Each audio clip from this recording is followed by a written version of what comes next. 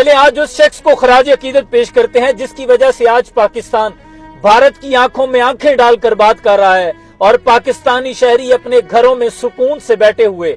जंग की मीम्स को एंजॉय कर रहे हैं। 1936 इंडिया भोपाल में पैदा होने वाला एक बच्चा 1952 में सर पे लोहे का एक ट्रंक उठाए जिसमें चंद जोड़े कपड़े और कुछ किताबें हैं, पाकिस्तान की जानिब हिजरत करता है। खोखरा पार के रेलवे स्टेशन पर पहुंचकर जहां से आगे पाकिस्तान 7 किलोमीटर है, वो पैदल सफर का आगाज करता है। रेत पर चलना जब दुश्वार हो जाता है तो वो जूते उतार देता है और नंगे पांव चलता है, जिसकी वजह से उसके पांव पर छाले पड़ जाते हैं। और इंडिया की आखिरी चौकी पर एक सिख सिपाही उससे उसका बड़ा अजीज पार्कर पेन जो उसका बड़ा पसंदीदा था उससे ये कहकर छीन लेता है कि तुम पाकिस्तान जाके और खरीद लेना, जिस पर वो बच्चा कहता है कि जिसे इल्म और इज्जत अल्लाह अता करे उससे कोई नहीं छीन सकता। फिर वो पांव पर छाले लिए पैदल चलता हुआ बच्चा पाकिस्तान पहुंचता है, फिर यूरोप जाता है जहां वो 16 साल बर्लिन की टेक्निकल यूनिवर्सिटी, हॉलैंड की यूनिवर्सिटी ऑफ डेल्फ्ट और बेल्जियम की यूनिवर्सिटी ऑफ लियोन से पढ़कर पाकिस्तान आता है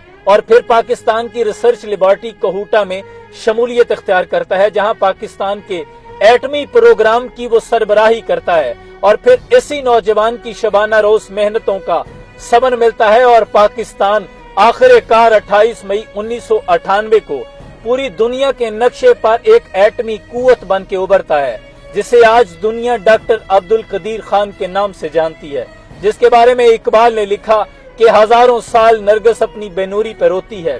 बड़ी मुश्किल से होता है चमन में दीदावर पैदा, और हमारा लहू भी शामिल है ताज़ीन गुलिस्तां में, हमें भी याद रखना चमन में जब बहार आए। डॉक्टर अब्दुल कदीर खान की मेहनत थी कि आज पाकिस्तान इंडिया की आंखों में आंखें डालकर बात कर रहा है और हम अपने घरों में सुकून से बैठे हुए हैं। लेकिन इंडिया को ये बताते चलें कि अगर मैदान जंग में उतरना पड़ गया तो मुझ जैसे बुज़दिल भी पहली सफ में खड़े मिलेंगे। और फलक को पढ़ा कभी दिल जलों से काम नहीं, अगर ना आग लगा दूं तो दाग नाम नहीं। सलाम पाकिस्तान।